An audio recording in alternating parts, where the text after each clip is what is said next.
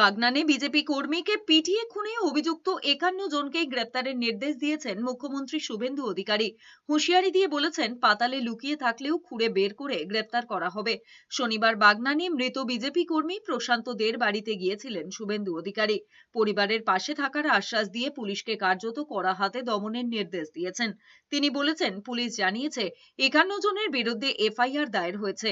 10 জনকে গ্রেপ্তার করা হয়েছে। বাকি 41 জন পাতালে লুকিয়ে থাকলেও খুঁজে বের করে গ্রেপ্তার করা হবে। 17 জুন হাওড়ার বাগনানে বিজেপি কর্মী প্রশান্ত দে খুন হন।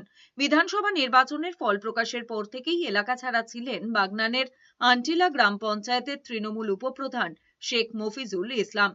17 জুন মফিজুলের বাড়ির সামনে বেশ কয়েকজন বিজেপি কর্মী জড়ো হন। কাটমানি ফেরতের দাবি জানিয়ে উপপ্রধানের বাড়ি ঘেরাও করে বিক্ষোভ দেখাতে থাকে।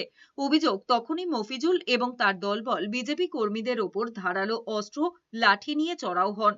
ঘটনায় গুরুতর জখম হন প্রশান্ত দে। তাকে হাসপাতালে নিয়ে গেলে চিকিৎসকরা মৃত বলে ঘোষণা করেন। এই ঘটনায় পুলিশকে নির্দেশ দিয়ে মুখ্যমন্ত্রী বলেছেন, এমন দৃষ্টান্তমূলক শাস্তির ব্যবস্থা করতে হবে, যাতে এই এলাকায় আর কেউ এমন কাজ করতে সাহস না পায়। মৃতের পরিবারকে আর্থিক সাহায্য তুলে দেওয়ার পাশাপাশি বিডিও অফিসে মৃতের বড় মেয়েকে চাকরির ব্যবস্থার কথা বলেছেন মুখ্যমন্ত্রী। আমাকে পুলিশ সিআইডি পুলিশ অ্যাডমিনিস্ট্রেশনের পক্ষ থেকে বলা হয়েছে মোট 51 জনের নামে এফআইআর হয়েছে। 10 জন এখন অব্দি অ্যারেস্ট হয়েছে। আমি তাদেরকে নির্দেশ দিয়েছি বাকি 41 জন যেখানেই থাকুক, পাতালের ভিতরে থাকলেও খুঁড়ে বের করে অ্যারেস্ট করতে হবে।